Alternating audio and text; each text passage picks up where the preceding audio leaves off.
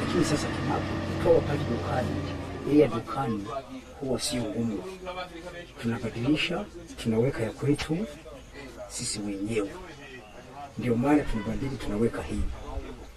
Kwa sababu ile ya kutoka kiwandani unakuta sio ngumu. Baada ile tunatumia hapo, inachoka, tunaweka ile ya asili. Unakuta inafaa sana wakati wa kufyeka. Sawa, mimi kwa jina naitwa Sefania Masumbuko. Ni mwenyeji wa Msambara.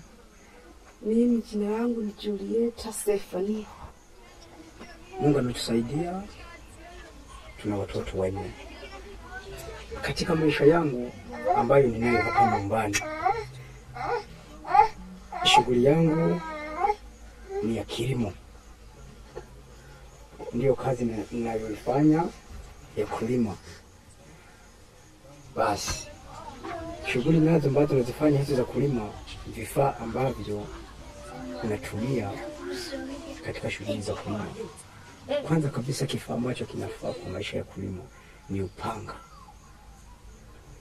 Bila upanga kwa maisha yetu ya Kiafrika sio rahisi kuweza maisha, kwa sababu panga ndio ya msingi na ndio ya maisha. Basi kazi za panga hii, moja kabisa naitumia wakati wa kufyeka sehemu ya kulima. Na baadaye kazi ya panga hiyo hiyo inafaa wakati mtu kama unachimba mashimo kwa ajili ya kujenga nyumba ile ya miti ya kusimika. Unatumia kuchimba kwa ajili kwa panga mashimo. Na pia panga ina kazi nyingi. Panga ndio ya muhimu katika maisha yetu. Kununua panga, tunaponunua dukani, unanunua haijanolewa na sio kali. Lakini baadaye unanoa, unaenda kwenye jiwe, basi ukishanoa unasikia hivi, unakuta ni kali sana. Au ukihitaji unaenda kwenye cherea, unatumia kufanya hivi, unanoa upanga.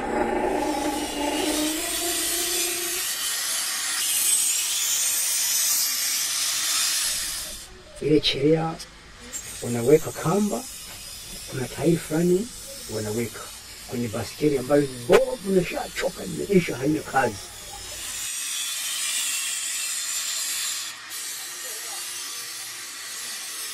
Jamaliza tayari, unaenda kufanyia kazi sasa. Unakuta ni safi.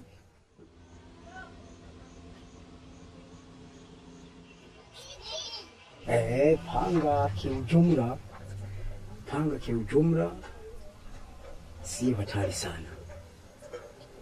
Ila unapofanya kazi ya kufyeka, unafanya kwa uangalifu mzuri ili kusudi usije wakati wa kufyeka manyasi ukakata mguu. Lazima ufyeke kwa uangalifu,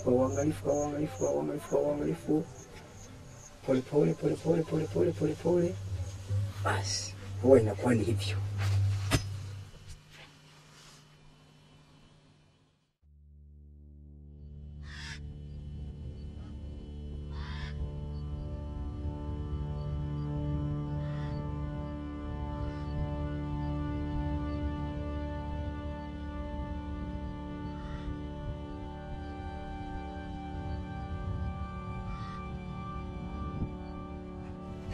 Niliendelea baada ya kumaliza shule, nilijifunza cherehani Lakini ile kazi ya ufundi cherehani sikuipendelea sana, kwa sababu mimi sikupenda kazi za kushinda nimekaa.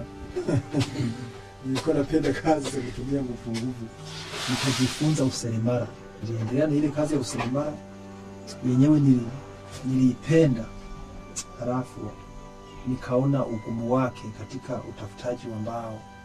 Halafu ilikuwa ni hatari, maana tulikuwa tunaenda wakati mwingine tunakwepa wale mabwana miti ambao wangeweza kutukamata. Niliendelea kufikiria kwamba hii kazi ya useremala labda sio nzuri sana, kwa sababu tunategemea mbao.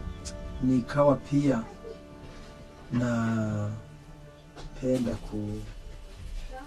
napenda uoteshaji wa miti.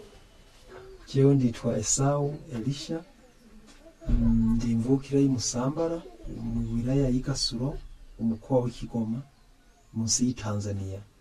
Sasa nilikuwa napenda miti, nilikuwa napenda mazingira. Nilikuwa nikijifikiria kwamba nitakapojenga mji wangu nitapanda miti mingi, nitakuwa katikati ya miti. Kiwanda changu nikajenga nyumba mwaka 1990. Halafu nilipojenga nyumba niliendelea kupanda miti ya aina mbalimbali, mikaratusi, mizambalau, hata miforosadi kama hii miti ya matunda. Miti ya aina mbalimbali nilipenda sana. Mwaka 2002 kuna missionary Marcus alikuja kuanzisha kitendo cha uoteshaji wa miti, kwa sababu kwanza Marco alikuwa na yeye mpenzi wa miti, na halafu sasa akaona jinsi nilivyokuwa naotesha miti, jinsi ninavyopenda upandaji wa miti. Aliniambia habari za mradi wa misitu mishonari unaohusika na upandaji wa miti. Mimi nikaona ni vizuri kujiunga na mradi huu wa misitu mishonari, na baada ya hapo tukaenda kozi fupi ya uanzishaji wa vitaru huko Mwanza kwenye shirika moja linaloitwa VI. Swala la uoteshaji wa miti au swala la upandaji wa miti liko kwenye sehemu yangu na iko kwenye damu kabisa. Kwa hiyo nilifurahi sana.